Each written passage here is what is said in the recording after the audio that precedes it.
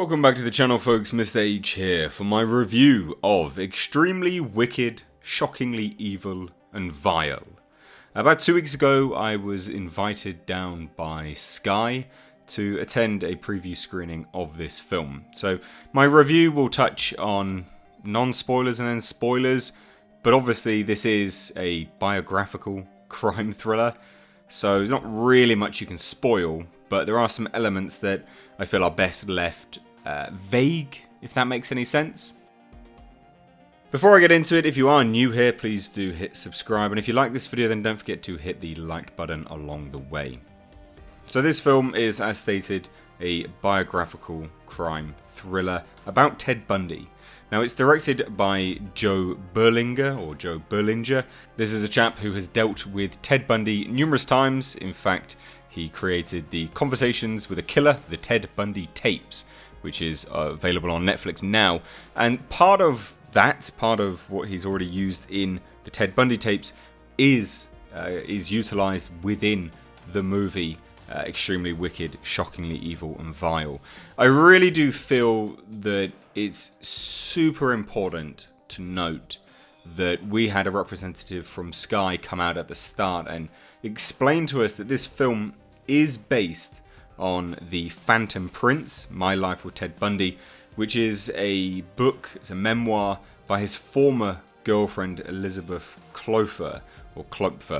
Now, that was really important to take into account whilst watching this film, and I really hope you guys, when you watch this film, because I would genuinely recommend it, but anyone that watches this film does need to keep that into account, because the trailers depict Ted Bundy as a very charismatic, very full of life, overzealous, just really a bit like a rock star. And this is how he was received by pretty much everyone around him. So you will watch this film, and undoubtedly you will probably get the feeling that it is almost glorifying Ted Bundy. But that is who he was. And this is told from a former girlfriend's perspective. So it's really important to keep that into account whilst you watch the film, because otherwise you will probably feel it was done in really bad taste. But, like I say, keeping that into account, you can really build a picture of who Ted Bundy was by those that were closest to him, rather than just what the media portrayed. But then also as well, because this film treads a really good line of showing Ted Bundy as he actually was, as well as what the media portrayed him as, and as well as what his former girlfriend thought of him, you really do build a better picture of who this just disgusting individual was, and really what he was like. Now, the film has Zac Efron as Ted Bundy, Lily Collins as his girlfriend Elizabeth Kloepfer, Kaya Scodelario as Bundy's wife Carole Ann Boone, and John Malkovich as Edward Cowart, who was the presiding judge over Bundy's, basically his death sentence, his final trial. Now, there's a few things to note on in terms of the acting. Zac Efron is probably, not best known for his very over serious, dramatic acting ability. Zac Efron did a fantastic job. Really a standout. I watched the trailers for this, and I was really interested in Zac Efron as Bundy from the trailers, because if anyone doesn't know anything about actors, just a brief summary, comedic actors tend to actually go across into serious tone really well, because they understand emotion and they have a lot of timing. They know timing. So Zac Efron going into this serious role caused a lot of red flags for a lot of people, but for me, I was really keen to see him, and he did not disappoint. In fact, he is really good in this. I would expect, and I don't expect this film to do particularly well on anything, really. It's not going to be a massive box office. It has an incredibly tiny release, and then I believe it's going to Netflix. So I really do not believe that this will win a lot of money, but I do think that Zac Efron will be pushed around into much more serious and legitimate roles moving forwards. Now, Lily Collins, who played a very complex character in Ted Bundy's ex-girlfriend. Really, really complex character. She experiences a wide, very, very wide array of emotions, and she pulls it off very well. What can we say about John Malkovich? It's John Malkovich. I love seeing John Malkovich in things. He's a great actor. He was fantastic in this. And because, of course, there's media material out there, we actually do see side by side, or at least, from the movie versus what we see towards the closing credits, we see actual media material versus what the actors were saying. Everyone, absolutely everyone, pulls off a fantastic near-life depiction of what was actually going on at the time. It was really, really well put together. Now, there's a few things to note of with this film, which is not good. The opening of this film is really bad. It has really strange pacing. For about the first 25 minutes, there's some off pacing here and there, and then it gets into it.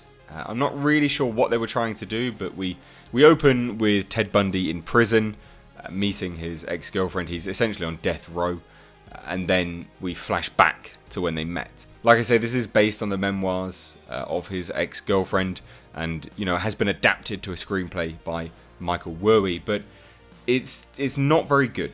That first part will throw you off, and the pacing is a little bit janky in parts. But I will say this about the film from a technical aspect: the lighting, the grading, the framing is just incredible. Everything on this film looks great. Joe Berlinger, I'm not really sure what he's done outside of very real life and factual documentary based films, but as a director going into this biographical crime thriller, he's really either nailed his own cinematography or he has hired an exceptional cinematographer, because everything looks fantastic. And it really does have a great tone to it in terms of the visual aesthetic. It really, really works well. But like I say, just that opening does threw me off massively.